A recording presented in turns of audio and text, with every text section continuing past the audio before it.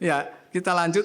Siapakah dan bagaimana orang yang rendah hati? Tadi kan disebutkan sudah sombong, jadi harus gimana nih saya? Ya, harus sebaliknya ya. Jadi rendah hati. Ya. Di halaman berikutnya, siapakah dan bagaimanakah orang yang rendah hati? 1. Berapa contoh orang rendah hati dalam Alkitab? A. Tuhan Yesus. Ya. Tadi dalam Yohanes 13 ayat 12 sampai 15 sudah saya sebutkan bagaimana Tuhan Yesus membasuh kaki murid-muridnya. Ya. Biasanya saya kalau khotbah tentang ini senang ditampilkan ya, gambar supaya meresap dan ingat gitu kita. Ya, kalau lihat sepintas kadang-kadang kita lupa gitu bahwa Tuhan Yesus memberi contoh merendahkan diri, bahwa Tuhan Yesus memberi contoh melayani, bahwa Tuhan Yesus mencontoh berkorban. Ngorban kenapa sih? Harga dirinya kan guru, Tuhan lagi. Sekarang pegang-pegang kaki, cuci kaki murid-murid. Pekerjaan yang rendah, hina, hamba, budak. Tapi dikerjakan oleh Tuhan dan guru kita. Guru mereka dan guru kita. Kenapa Tuhan sampai gitu? Memberi contoh teladan. Di situ disebutkan dalam ayat itu, teladan. Aku memberi teladan kepadamu. Supaya kamu berbuat.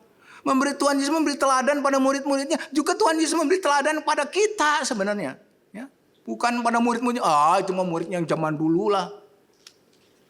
Lalu kita gimana dong? Kita bukan muridnya. Kita bukan anaknya. Ya kita muridnya, kita anaknya. Matius 11 ayat 29. Di ayat di sini Tuhan mengatakan, pikulah kuk yang kupasang. Belajarlah kepadaku.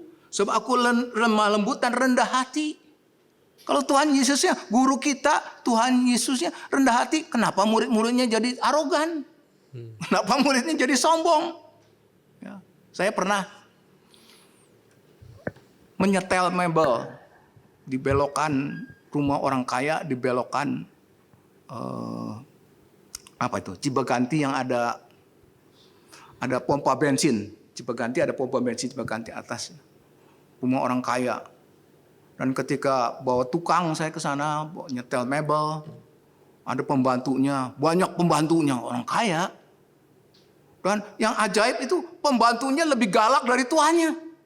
Pembantunya lebih ngejago dari nyonyanya. Saya kadang-kadang tersenyum di dalam diri saya. Ini pembantu bisa gini ya. Ya, itu supaya jadi gambaran gitu. Kita ini murid-murid Tuhan. Kita itu hamba-hamba Tuhan. Siapa yang bilang hamba Tuhan? Pendeta-pendeta tuh hamba Tuhan. Gitu ya. Hamba Tuhan tapi sok ngejago lebih daripada Tuhannya gitu. Ya, ini Tuhan Yesus memberi contoh. 25 ya. Matius 20 ayat 25. Tetapi Yesus memanggil mereka lalu berkata, kamu tahu bahwa pemerintah-pemerintah bangsa-bangsa memerintah rakyatnya dengan tangan besi, dan pembesar-pembesar menjalankan kuasanya dengan keras atas mereka. Tidaklah demikian di antara kamu. Barang siapa ingin menjadi besar di antara kamu, hendaklah ia menjadi pelayanmu. Dan barang siapa ingin menjadi terkemuka di antara kamu, hendaklah ia menjadi hambamu. Sama seperti anak manusia datang bukan untuk dilayani, melainkan untuk melayani dan untuk memberikan nyawanya menjadi tebusan bagi banyak orang. Ya, ini leadership servant leadership katanya. Servant leadership. Ya, pemimpin yang menjadi pelayan.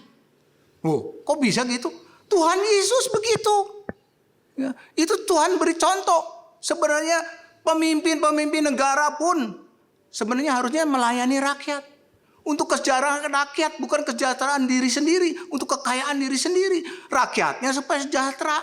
Rakyatnya supaya maju. Negaranya supaya maju seluruhnya. Melayani itu. Panggilan untuk melayani. Seharusnya begitu. Ya. Tapi kadang-kadang kita terbalik. Rakyat yang harus melayani pemimpin. Rakyat. Tapi Tuhan Yesus membalikkan begitu. Barang siapa menjadi pemimpin, dia harus mau menjadi hamba, melayani. Untuk kesejahteraan berkorban untuk kesejahteraan anak buahnya. Tuhan Yesus berbuat begitu. Ya. Filipi 2 ayat 5 sampai 8 ini cerita tentang Tuhan Yesus yang merendahkan dirinya sedemikian rupa, taat kepada Bapaknya sampai mati di atas kayu salib. Mari kita baca. Filipi 2 ayat 5. Hendaklah kamu dalam hidupmu bersama menaruh pikiran dan perasaan yang terdapat juga dalam Kristus Yesus, yang walaupun dalam rupa Allah tidak menganggap kesetaraan dengan Allah itu sebagai milik yang harus dipertahankan, melainkan telah mengosongkan dirinya sendiri dan mengambil rupa seorang hamba dan menjadi sama dengan manusia.